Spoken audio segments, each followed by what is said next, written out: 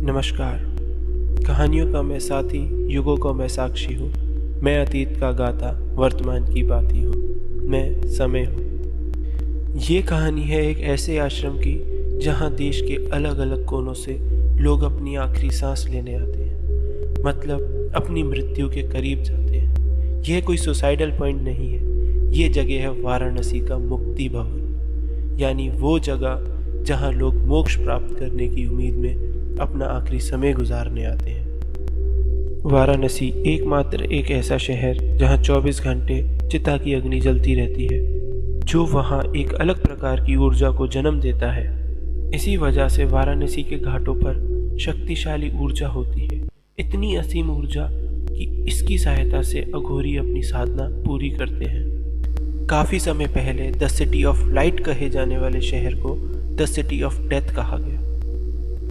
The city of death कहे जाने वाले शहर वाराणसी के बारे में। यहाँ हर साल करीब 20,000 लोग तीर्थ यात्रा करने आते हैं, सिर्फ और सिर्फ मोक्ष प्राप्त करने के लिए। मुक्ति भवन कुछ 10 से 15 कमरों वाली जगह, जहाँ पर बहुत ही कम लोगों के रहने की जगह है। छोटा सा एक मंदिर और एक पुजारी जो सारे रीति रिवाज निभाता है। इस सब के पीछे एक विश्वास छुपा है कि वाराणसी में जिसकी भी मृत्यु होती है, उसका जीवन मृत्यु का चक्र वहीं समाप्त हो जाता है और उसे मोक्ष प्राप्त होता है। और ये विश्वास जुड़ा है वाराणसी के लंबे प्राचीन इतिहास से।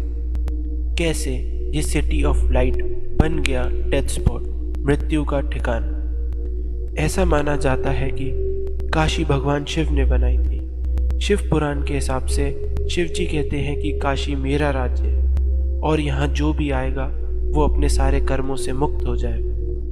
ब्राह्मण, क्षत्रिय, वैश्य, शूद्र, हर जाति और हर रंग का इंसान काशी में एक समान है। लेकिन इस सब के पीछे एक ऐसी कहानी है जिसे शायद कोई नहीं जानता। ये कहानी है ऋषि मार्कंडेय की। ऋषि मार्कंडेय के पिता का नाम ऋषि मृग था। उनकी कोई संतान नहीं थी। तब उन्होंने अपनी पत्नी के साथ भगवान शिव की घोर तपस्या की, जिससे प्रसन्न होकर शिव जी ने उन्हें 2 विकल्प दिए। पहला कि एक तुम गुणहीन दीर्घ आयु पुत्र चाहते हो जिसकी बहुत लंबी उम्र हो लेकिन वो मूर्ख हो, या फिर एक गुणवान अल्पायु पुत्र जिसकी उम्र केवल और केवल 16 साल हो, मतलब संतान जो बहुत ही ज़्यादा अक्लमंद हो, जिसकी उम्र 16 साल होते ही मृत्यु हो जाए।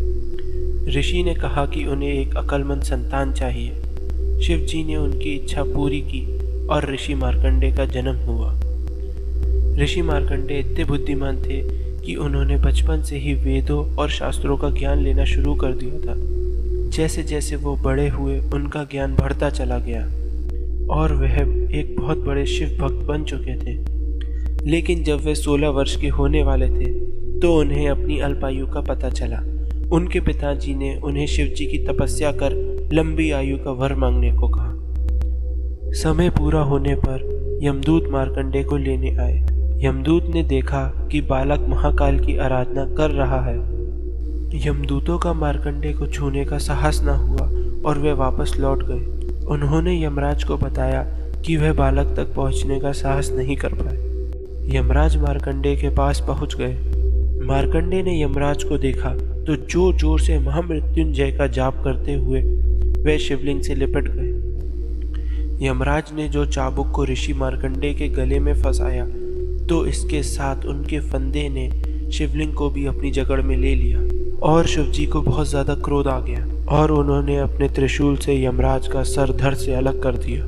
ऋषि मार्कंडेय को तो अपना नया जीवन मिल गया, लेकिन यमराज की मृत्यु हो जाने की वजह से पृथ्वी पर जीवन और मृत्यु का संतुलन बिगड़ गया, क्योंकि बिना यमराज के किसी की मृत्यु हो नहीं सकती। इस वजह से सारे देवताओं ने मिलकर शिव जी से विनती की कि वो यमराज को दोबारा जीवित कर दें। शिव जी ने उनकी बात मानकर यमराज को दोबारा जीवित किया, लेकिन 2 शर्तों पर। पहला ये कि वो ऋषि मार्कंडेय का जीवन बख्श दें और दूसरा कि उस दिन के बाद से यमराज और उनके दूतों का काशी में प्रवेश करना वर्जित है। और इस प्रकार शिव जी ने साक्षात मृत्यु को काशी में प्रवेश करने से मना कर दिया, जिसकी वजह से जो भी काशी में अपना देह त्यागता उसकी आत्मा कभी यमलोक नहीं जा सकती। और जिससे उनका जो जीवन मृत्यु का चक्र है वो वहीं समाप्त हो जाता है, अर्थात उसे मोक्ष प्राप्त हो जाता है। लेकिन कलयुग के इस काले समय में लोगों ने इस बात का फायदा उठाना चाहा। धीरे धीरे दुष्ट और पापी लोगों से काशी भरने लगी और हर कोई यह सोचने लगा कि चाहे उन्होंने कितना भी पाप किया हो, काशी में सब माफ हो जाएगा। और इसी वजह से संसार में बुराई अपनी चरम सीमा पर पहुंच गई। लोगों में मृत्यु का खौफ खत्म हो चुका था। चारों ओर तबाही मच रही थी और तभी काशी में प्रकट होते हैं कालों के काल भैरव। काल भैरव महाकाल का एक भयंकर रूप है जिसकी क्रोध से भरी हुई आंखें हैं, कोतवाल से भी गहरा काला रंग, गले में नाग, हाथों में लोहे का काला दंड, रुद्राक्ष की कंठमाला, ब्रह्मा का 5वां सिर, इंसानी खोपड़ियों की माला पहने काल भैरव साक्षात डर का एक चेहरा है। शिव जी ने काल भैरव को काशी के द्वार पर तैनात किया हुआ है और इसीलिए उन्हें काशी का कोतवाल यानी रक्षक बुलाया जाता है। तो अगर आपने अपने जीवन में बहुत से पाप किए हैं पर यमलोक की सजा से बचने के लिए आप काशी जाने की सोच रहे हैं, तो आपका सामना काल भैरव से होगा। मृत्यु के कुछ ही क्षण पहले जब आपका जीवन आपकी आंखों के सामने दिखाई दे रहा होता है, उसी समय काल भैरव आते हैं और यमलोक में मिलने वाली सजा से कई गुना ज़्यादा दर्द आपको कुछ ही क्षणों में महसूस करवाते हैं। और इस सज़ा को कहा जाता है भैरवी यातना। भैरवी यातना जिसको भी मिलती है उसे ऐसा महसूस होता है कि उसके बहुत सारे शरीर हैं और उसके हर एक शरीर को उसके कर्मों की सज़ा एक साथ मिल रही है। वह इतना तड़पता है जिसे सपने में भी कोई सोच नहीं सकता।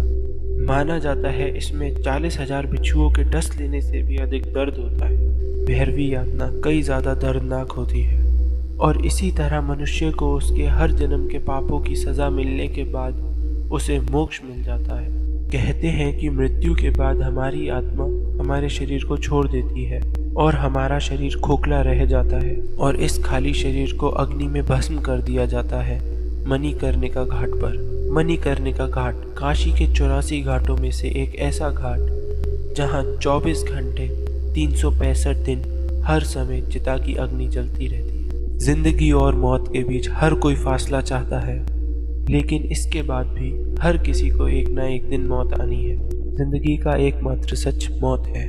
यह तीखा है, कड़वा है, पर यह जिंदगी के हसीन ख्वाबों को ज़मीन पर उतारता है। आई होप कि आपको ये वीडियो पसंद आई हो, तो लाइक, शेयर एंड सब्सक्राइब ज़रूर कीजिए और देखते रहिए समय, इतिहास के पन्नों में छुपी कुछ अनगिनत कहानियाँ।